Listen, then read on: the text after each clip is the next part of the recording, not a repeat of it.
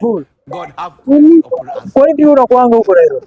Wewe ni kweko nini? Tena ni kweko kazi bana. Mimi huko Nairobi nahangaika tu bana. Wewe tulifanyanga kibarua huko nyumbani tukipanda mahindi yote. Na ulikuja huku lini wewe? Mimi nimekuja tu jana Nairobi. Hata ndo nafika. Oh. Okay, mimi nakuaga hii Nairobi. I am a manager by the way. Wewe ni manager.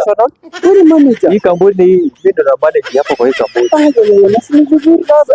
So toa kitu kidogo nikupee kazi. Sipate connection ni ngumu. Sasa nikupea how much? Toa kitu ukitoa 30,000 nakupea kazi. 30,000. Wewe watu wanakunya juu ya choo hivi zikichafuka huko hapa umesimama kuja hapa.